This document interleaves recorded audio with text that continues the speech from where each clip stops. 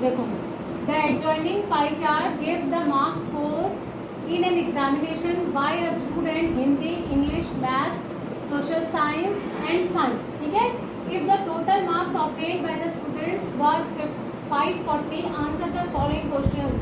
In which subject did the student score 105 marks. ठीक है, किसमें 105 मार्क्स उसने स्कोर किए ये बताने हैं आप।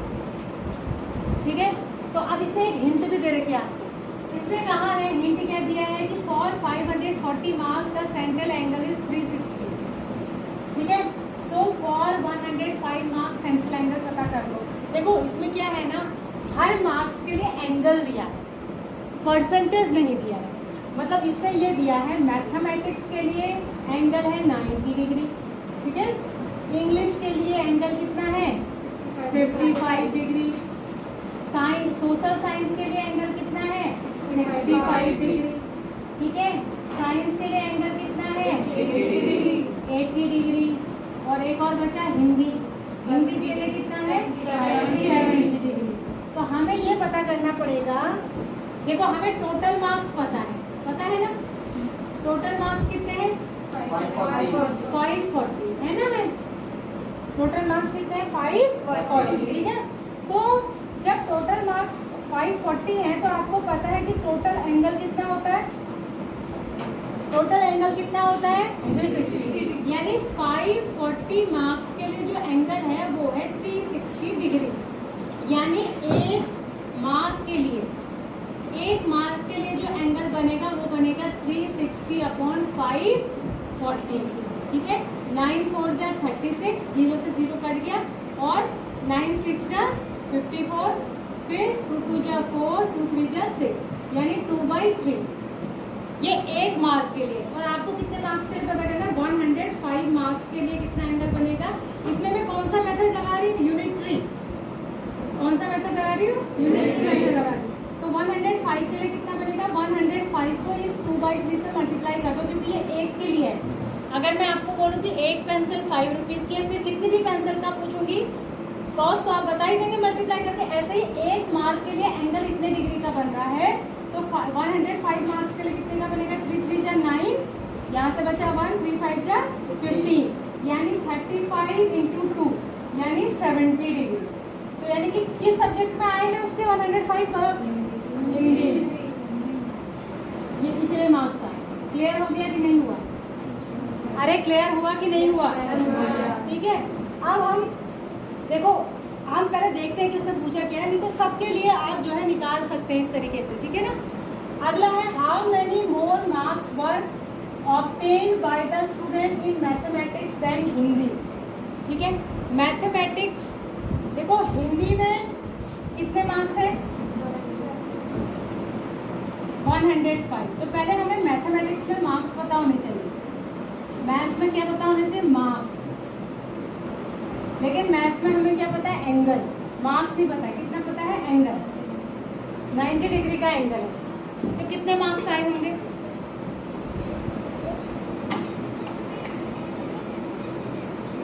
नाइन्टी डिग्री पता है तो मार्क्स कितने आए होंगे। अरे भैया 360 डिग्री, अगर अब हमें उल्टा करना है, 360 डिग्री अगर 540 मार्क्स हैं, सॉरी 540 डिग्री नहीं है ये,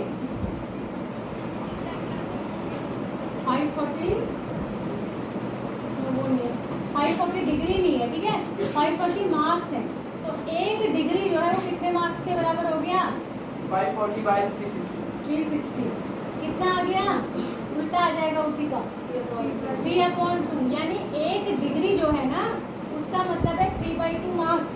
तो 90 डिग्री का मतलब कितना हो जाएगा, 3/2 इंटू 90, यानी ये आ गया 45। 45 त्रिज्या कितना होता है,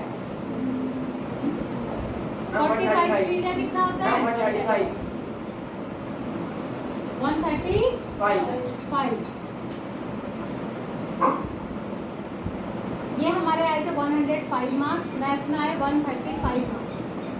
ठीक है, तो ये कह रहा है कि मैथ्स में कितने ज़्यादा आए, मैथमेटिक्स देन हिंदी। मैथ्स में जो है वो कितने नंबर ज़्यादा आए हैं हिंदी से, कितने नंबर ज़्यादा आए हैं, तो इसका आंसर क्या हो जाएगा 30 मार्क्स। किसका आंसर हो जाएगा? पहले वाले का आंसर हो जाएगा हिंदी।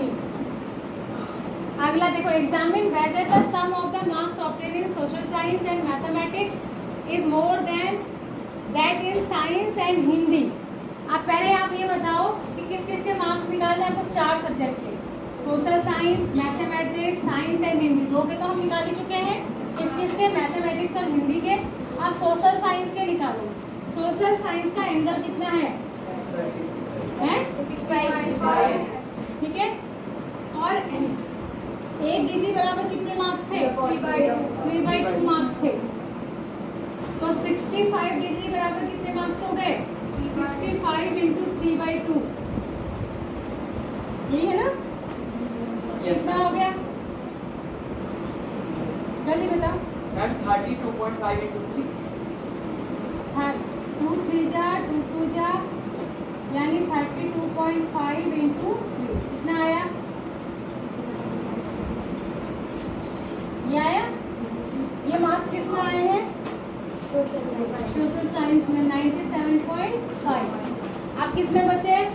साइंस में। साइंस का एंगल क्या है? 80 डिग्री।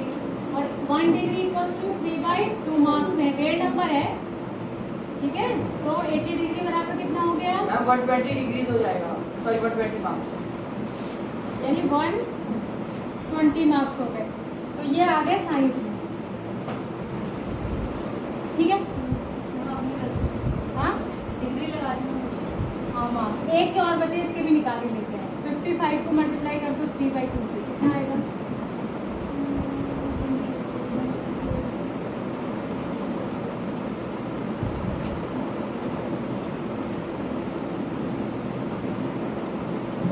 ये आएगा। ठीक है, यही आएगा ना? सबको ऐड करके 540 भी आना चाहिए, समझ रहे? तो अब इससे क्या पूछा? ये कह रहा है examine whether the sum of the marks obtain in social science and maths. Social science और मैथ्स के मार्क्स ऐड कर दो। सोशल साइंस के कितने हैं? 97.5। मैथमेटिक्स के कितने हैं? 135। तो कितना आ गया? 132.5 132। ये आ गया। ये इन दोनों का सम हो गया। और इधर ऐड कर दो साइंस और हिंदी के। साइंस में कितने हैं? मैम 220 हो जाएगा। 220 ऐड करो, कितना हो गया? 222। कहाँ? हाँ, तो ये इससे ज्यादा है, पूछ रहा है। ये आंसर इज यस और नो? आंसर इज यस और नो? ये ज्यादा है ना? तो answer is yes. Answer is yes. और देख लेना अच्छे से करके, हो सकता है मैंने कहीं कैलकुलेशन मिस्टेक की हो, लेकिन आप मेथड समझ गए ना कैसे करना है। ठीक है, अगले क्वेश्चन पे आ जाते हैं। अगले क्वेश्चन पे आ जाते हैं। लास्ट क्वेश्चन है आई थिंक ये वाला। The number of students in a hostel speaking different languages is given below. मतलब एक हॉस्टल है, उसमें कुछ बच्चे हैं, तो उसमें से 40 बच्चे क्या बोलते हैं? 40 बच्चे क्या बोलते हैं? हिंदी। इंग्लिश कितने बोलते हैं? 12। मराठी 9, तमिल 7, बंगाली 4, और टोटल बच्चे कितने हैं? 72 है। ठीक है, तो ये कह रहे हैं इसको एक पाई चार्ट में डिस्प्ले करिए। ठीक है, इसको किस में डिस्प्ले करना है? Pie chart. तो पाई चार्ट में डिस्प्ले करने के लिए हमें क्या निकालना पड़ेगा? एंगल। हर लैंग्वेज के लिए एंगल। एंगल निकालने के लिए पहले क्या निकालना पड़ता है? रेशो। रेशो को फिर किससे मल्टीप्लाई करते हैं? 360 से। जैसे ही 360 से मल्टीप्लाई करते हैं तो क्या मिल जाता है? एंगल। ठीक है, और रेशो कैसे निकालते हैं? जितने इसमें है upon total. 72 upon 72 upon 72 upon 72 upon 72 multiplied by 360 360 360 360 और 360। बताओ जरा कितना आ रहा है, इसको निकाल जल्दी बताओ कितना डिग्री एंगल आ रहा है, जल्दी बताइए। हिंदी का एंगल कितना आ रहा है?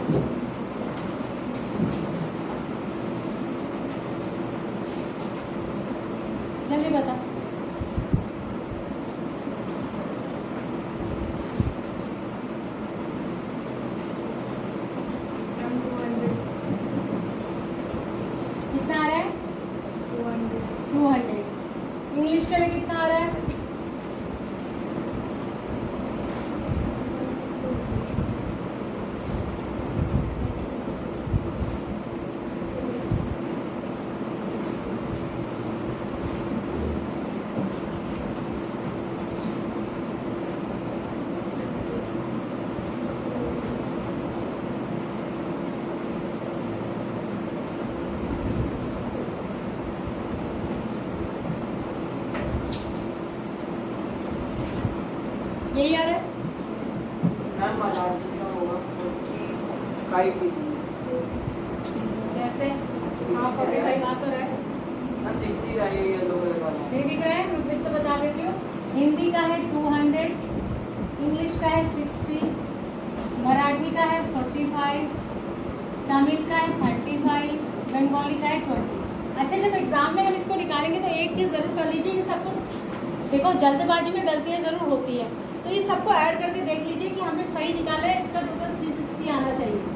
200, 60, 45, 35 और 20 टोटल करके देखिए।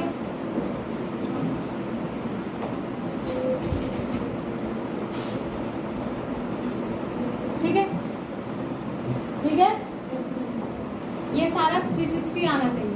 हो गया। अब बनाना क्या है ये आप नोट कर लीजिए, क्योंकि मैं इसको क्लीन करने जा रही हूँ। नोट कर लिया आपने किसके लिए कितना एंगल है? सबके नोट करो। हिंदी, इंग्लिश, मराठी शॉर्टकट में लिख लिया। एच के सामने 200, ई के सामने इतना, जल्दी जल्दी लिखिए। Hindi is 200, English is 60, Marathi 45, Tamil 35, Bengali 20। हो गया।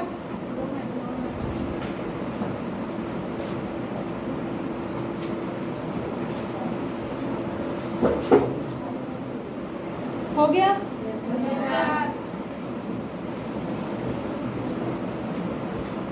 अब देखो, इसके लिए हमको बनाना है पाई चार्ट। क्या बनाना है? Pie chart. तो किसी एक से शुरू करेंगे कि नहीं? पाई चार्ट के लिए पहले बनाते हैं सर्कल। क्या बनाते हैं? सर्कल। बीच में मिलेगा हमको सेंटर। एक खींच लेंगे रेडियस, कोई एक रेडियस ड्रॉ कर लेंगे आप। ठीक है। उसके बाद किसी भी एक से शुरू करिए। अगर आप 200 डिग्री का पहले बनाना चाहते हैं, पहले हिंदी, तो यहाँ से 200 डिग्री का एंगल बना लीजिए। और 200 डिग्री का एंगल जो है कंपास से डायरेक्ट नहीं बनता। ठीक है ना? तो पहले कोई सा दूसरा बना लीजिए। इंग्लिश के लिए कितना है? 60। तो यहाँ से आप 60 डिग्री का एंगल बना लीजिए। पहले इसको बेस मानेंगे और यहाँ से 60 डिग्री का एंगल बना लेंगे। ठीक है, बन गया। फिर इसको बेस मानेंगे और मराठी के लिए कितना एंगल है? 45। तो यहाँ से फिर 45 बना लेंगे।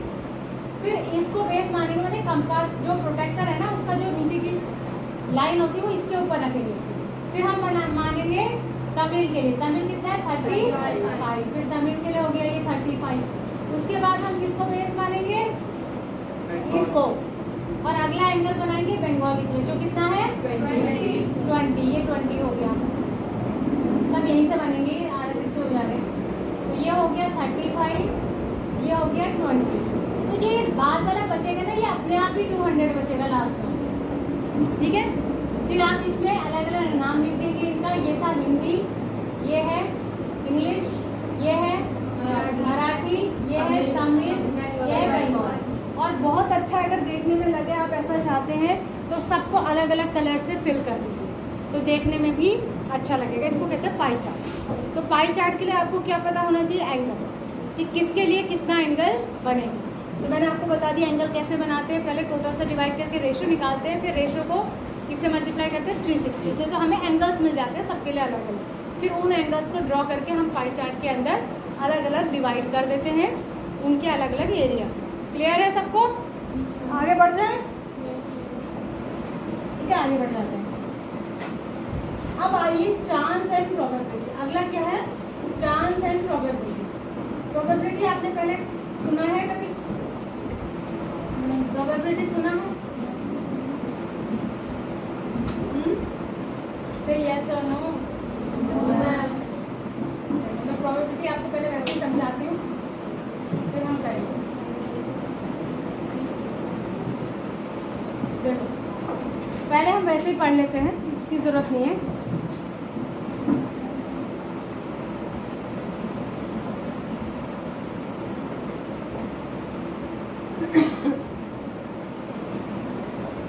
देखो, कभी कभी क्या होता है, जैसे मैं कहूँ ये पंखा चल रहा है, फैन चल रहा है ना, तो ये गिर सकता है?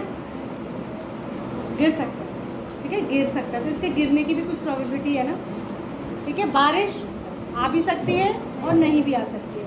तो जो संभावना होती है, क्या होती है? संभावना, जिसको कहते हैं पॉसिबिलिटी। प्रोबेबिलिटी, संभावना, किसकी संभावना, किसी इवेंट के या किसी काम के होने की या ना होने की, ठीक है। यानी कि ये पॉसिबिलिटी है, क्या है, पॉसिबिलिटी है किसी इवेंट के होने की या नहीं होने की, उसी को कहते हैं प्रोबेबिलिटी। इसी का दूसरा नाम है प्रोबेबिलिटी। स्पेलिंग गलत भी हो सकती है, देखें LITY। इसको हिंदी में कहते हैं प्रायिकता। क्या कहते हैं, प्रायिकता इसका नाम होता है हिंदी में। अगर हिंदी की बुक लोगे तो उसमें नाम होगा प्रायिकता। जैसे इसको हिंदी में संभावना कह रहे हैं, इंग्लिश में पॉसिबिलिटी, इसको हिंदी में प्रायिकता कहते हैं, इंग्लिश में प्रोबेबिलिटी कहते हैं। ये मैथमेटिकल नेम है। तो प्रोबेबिलिटी या पॉसिबिलिटी को ही हम क्या कहते हैं, क्या कहते हैं, मतलब पॉसिबिलिटी को ही हम प्रायिकता कहते हैं, ठीक है, यानी कि प्रोबेबिलिटी कहते हैं। अब प्रोबेबिलिटी होती क्या है, ठीक है। दुनिया में कोई भी काम जो है उसके होने की कुछ ना कुछ संभावना है, कुछ ना कुछ पॉसिबिलिटी है। अब किसी की तो हम 100% बता सकते हैं, किसी की हम 100% नहीं बता सकते, कुछ की आप बिल्कुल एग्जैक्ट भी बता सकते हैं। जैसे अगर मैं आपसे बोलूँ बेटा अभी क्या बारिश होगी, तो आप बाहर देखेंगे, मौसम देखेंगे, बादल लगे हुए हैं, तो आप कहेंगे मैम हाँ पॉसिबिलिटी तो लग रही है। लेकिन मैं आपसे कहूँ कितना %, अगर धूप खिली हो, एकदम से बिल्कुल तेज धूप है, तब तो आप कहेंगे मैम नहीं, तो 0% पॉसिबिलिटी है कि बारिश हो जाए। बारिश कहाँ से होगी, बादल ही नहीं है, एकदम धूप निकली हुई है, ठीक है। अगर आप देख रहे हैं कि बहुत घने बादल लगे हुए, एकदम काले, बस पूरा घिरा हुआ है आसमान, तो आप कहेंगे मैम देखिएगा 99% अभी बारिश हो जाएगी, है ना। या आपको कुछ लग रहा है, कुछ धूप है, कुछ बादल है, तो आप कहेंगे हो भी सकती है, बरसात के दिन है, पर कुछ कह नहीं सकते, ठीक है। और कहीं कहीं पर तो आप नज़दीक बता सकते हैं, 100% के कितने नज़दीक, और कहीं कहीं पर आप बिल्कुल एग्जैक्ट बता सकते हैं। कैसे, जैसे मैं आपसे कहूँ बेटा कल सुबह सूरज निकलेगा, तो आप कहेंगे मैम 100% निकलेगा। इसको तो हम 100% बता सकते हैं कि सूरज ने निकलना ही, ऐसा हो ही नहीं सकता कि रात ही रह जाए, होगा नहीं, है ना। तो 100%। तो मैं अगर आपसे कहूँ कि इस बात की क्या प्रोबेबिलिटी है कि कल सूरज निकले, तो आप कहेंगे मैम 100%, है ना। तो ऐसे इवेंट्स जो 100% होते हैं, आपको पता है, उनको कहते हैं श्योर इवेंट या सर्टेन इवेंट। क्या कहते हैं उनको, श्योर इवेंट या सर्टेन इवेंट। और इनकी प्रोबेबिलिटी, इनकी जो प्रोबेबिलिटी होती है वो परसेंट में 100% होती है और नंबर में होती है 1। 100% को ही एक तरीके से प्रोबेबिलिटी में 1 से डिनोट करते हैं। प्रोबेबिलिटी हमेशा 0 हो सकती है और 1 तक हो सकती है, इसी के बीच में ना चले। प्रोबेबिलिटी कभी नेगेटिव नहीं हो सकती और 1 से ज़्यादा नहीं हो सकती, क्योंकि किसी भी इवेंट के होने की संभावना 100% से ज़्यादा थोड़ी हो सकती है। ज़्यादा से ज़्यादा कितनी हो सकती है, 100%। कम से कम कितनी हो सकती है, 0%। तो किसी भी घटना के, किसी भी इवेंट के होने की संभावना या तो पूरा 1 होती है ज़्यादा से ज़्यादा, या कम से कम बिल्कुल लो होगी तो 0 होगी, या उनके बीच में कहीं होगी, यानी 50%, 70%, 75%, 90%, 95%, लेकिन मैक्सिमम कहाँ तक जा सकती है, 100। और लोएस्ट कितना जा सकती है, 0। तो याद रखिएगा कि प्रोबेबिलिटी हमेशा 0 से 1 के बीच में होती है। आपका 10th में भी है चैप्टर में यही चीज़ पे पढ़ा हुआ है, ठीक है। तो कभी कभी अगर आपको 4 प्रोबेबिलिटी दी है और आपसे कहा जाए 4 में से ऑब्जेक्टिव क्वेश्चन बता दिया जाए कि इनमें से कौन सी प्रोबेबिलिटी नहीं है, और मैं 4 दे दूँ, यहाँ दे दूँ 0.5, 0.25, यहाँ दे दूँ 0 और दे दूँ -1.5 या -0.5, तो आप समझ जाएंगे कि माइनस में नहीं होती, तो ये आंसर गलत है, ठीक है ना। या 1 से ऊपर दे दूँ 1.5, तो आप समझ जाएंगे कि 1 से ऊपर भी नहीं होती, ये गलत है। 0 से कम दे दूँ या 1 से ऊपर दे दूँ तो आप समझ जाएंगे, नेगेटिव में दे दूँ तो भी आप समझ जाएंगे, ठीक है ना। बात समझ में आ गई। तो ये हो गया श्योर इवेंट। एक चीज़ मैंने आपको बता दी, श्योर इवेंट। क्या बताई, श्योर इवेंट। अब दूसरा होता है, एक और चीज़ होती है impossible event. Impossible event same ही चीज़ मैं दोबारा पूछूंगी। अभी मैंने आपसे पूछा था कि बेटा कल सुबह सूरज निकलेगा, सनराइज होगा, तो आपने कहा मैम 100% होगा, यानी ये श्योर इवेंट है, होके ही रहेगा। लेकिन अगर मैं आपसे पूछूं कि बेटा इस बात की कितनी प्रोबेबिलिटी है कि कल सुबह सूरज ना निकले, इसी चीज़ को दूसरे टर्म से पूछे तो आप कहेंगे 0%। ऐसा नहीं हो सकता कि सूरज नहीं निकले, तो इस बात की क्या प्रोबेबिलिटी है? 0%, यानी ये नहीं हो सकता। तो जो हो ही नहीं सकता उसको कहते हैं इम्पॉसिबल इवेंट। क्या कहते हैं? इम्पॉसिबल इवेंट की प्रोबेबिलिटी हमेशा 0 होती है, और श्योर या फिर सर्टेन इवेंट जो होता है उसकी प्रोबेबिलिटी हमेशा क्या होती है? 1। ठीक है। अब एक और क्वेश्चन पूछती हूँ। अगर मैं आपसे पूछूं कोई लेडी है, उसकी डिलीवरी होने वाली है, और आपसे पूछा जाए बेटे इसमें हंसने की क्या बात है? हंसने की क्या बात है इसमें? या हंसने की, हाँ तुम ही से कह रहे हो, उसकी तरफ देख के क्या हंस रही हो? ये कोई मैंने अनोखी बात बनाई? दुनिया चल रही है तो आगे जनरेशन तो चलेगी ना, बच्चे तो होते ही हैं, कल को तुम्हारे भी होंगे, तो हंसते रहना। तो अगर तुमसे पूछा जाए किसी लेडी की डिलीवरी है तो गर्ल या फिर बॉय होने की क्या संभावना है? गर्ल होने की या बॉय होने की क्या संभावना है? तो आप बता देंगे मैम 50%। या लड़का होगा या तो लड़का और लड़की होने की क्या संभावना है? 50%। ये आप एग्जैक्ट बता सकते हैं। अगर आपसे पूछूं कि कोई कॉइन है आपके पास, कॉइन को आप उछालते हैं तो हेड या फिर टेल आने की क्या संभावना है? क्या प्रोबेबिलिटी? आप कहेंगे 50%। भाई या तो हेड ही आएगा या टेल ही आएगा, दो ही चीज़ तो होती है उसमें। तो कुछ चीज़ों को हम बता सकते हैं फिक्स कि इसकी प्रोबेबिलिटी क्या होगी, और कुछ चीज़ों की प्रोबेबिलिटी हम लगभग बता सकते हैं, टोटल नहीं बता सकते, क्लियर नहीं बता सकते। ठीक है, तो इसको कहते हैं प्रोबेबिलिटी। आप समझ गए प्रोबेबिलिटी का क्या मतलब है?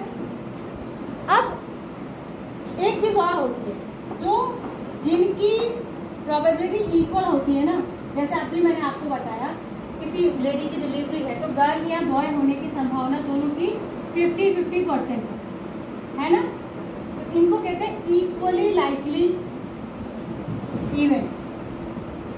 इक्वली लाइकली, दोनों की प्रोबेबिलिटी क्या है? बराबर है। ऐसा ही हेड टेल आने की भी बराबर है, तो इनको कहते हैं इक्वली लाइकली इवेंट। ठीक है। और एक चीज़ और होती है, जैसे हमें किसी चीज़ की प्रोबेबिलिटी जब निकालनी होती है, देखो प्रोबेबिलिटी तो आप मीनिंग तो समझ गए, अब इसमें कुछ स्पेसिफिक तरीके के क्वेश्चंस पूछे जाते हैं जो आपके 10th में, अभी ये चैप्टर और अच्छे से 10th में है, लेकिन ये चैप्टर इतना बड़ा नहीं है, छोटा सा टॉपिक है, छोटा सा चैप्टर, तो बहुत जल्दी हो भी जाता है। तो इसमें मेन कौन कौन से इसमें आपसे पूछे जाते हैं? कॉइन से रिलेटेड क्वेश्चन, बॉल से रिलेटेड क्वेश्चन, बॉल से रिलेटेड क्वेश्चन, प्लेइंग कार्ड, ताश की गड्डी नहीं होती, देखिए प्लेइंग कार्ड से रिलेटेड क्वेश्चंस।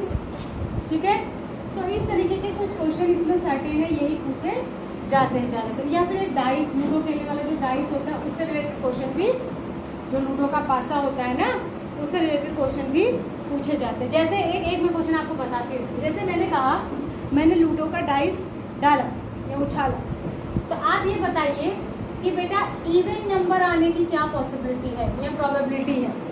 तो आपको तो ये फिक्स पता है कि लूडो में क्या क्या होता है, 1 होता है, 2 होता है, 3 होता है, 4 होता है, 5 होता है और 6 होता है। अब मैंने इवन नंबर आने की प्रोबेबिलिटी पूछी है, तो हम सिर्फ इवन नंबर देखेंगे कि इसमें इवन नंबर कितने होते हैं? 3 इवन नंबर्स होते हैं। कितने इवन नंबर होते हैं? 3। ठीक है, और टोटल नंबर कितने होते हैं? 6। तो टोटल से डिवाइड करते हैं तो प्रोबेबिलिटी कितनी हो जाएगी? 1/2, यानी हाफ। भाई 6 नंबर हैं लूडो के डाइस में, उसमें से 3 इवन है, 3 ऑड है, तो या तो इवन ही नंबर आएगा या ऑड ही नंबर आएगा। तो इवन नंबर आने की प्रोबेबिलिटी भी कितनी होगी? 50%, और ऑड नंबर आने की प्रोबेबिलिटी भी कितनी होगी? 50%। अब इसमें जो मैंने ये ऊपर लगा लिखा ना, देखो प्रोबेबिलिटी निकालते कैसे हैं। फॉर्मूला होता है प्रोबेबिलिटी ऑफ इवेंट, ई लिखते हैं। यहाँ पर आता है फेवरेबल आउटकम्स और नीचे आता है टोटल आउटकम्स। मतलब टोटल, जैसे हमने लूडो का डाइस उछाला तो कितने आउटकम्स आ सकते हैं? ये 6 आ सकते हैं। हमको क्या पता है इसमें से कौन सा आएगा। तो टोटल आउटकम्स कितने हो गए? 6। टोटल कितने हो गए? 6। अब फेवरेबल आउटकम्स का मतलब है कि वो आउटकम्स जो हमारे क्वेश्चन को सपोर्ट करते हैं, जिसकी प्रोबेबिलिटी हम निकालने जा रहे हैं। हमसे क्वेश्चन क्या पूछा गया है? इवन नंबर आने की। तो इवन नंबर के फेवर में कितने कितने हैं 3, तो ऊपर आता है फेवरेबल आउटकम्स, नीचे आता है टोटल आउटकम्स। ये होता है प्रोबेबिलिटी का formula, favourable outcomes over total outcomes, ठीक है। अब इसमें देखेंगे कि आपको कितना, भी मैंने नीचे देखा ही नहीं कि आपको किस इसमें कितना पूछा गया है, कितनी प्रोबेबिलिटी बताई गई। खाली प्रोबेबिलिटी का टॉपिक आया था, तो मैंने टॉपिक आपको उतना समझा दिया जितना मैं 10th में समझा, ठीक है। मतलब प्रोबेबिलिटी के बारे में मैंने आपको लगभग बता दिया। इसमें अलग अलग क्वेश्चन, जैसे कार्ड्स के अलग होते हैं, बॉल के अलग होते हैं, वो फिर हम क्वेश्चन के साथ कैसे डील करते हैं वो देखेंगे कि एक्सरसाइज में इसके क्या क्वेश्चन है आपसे, ठीक है।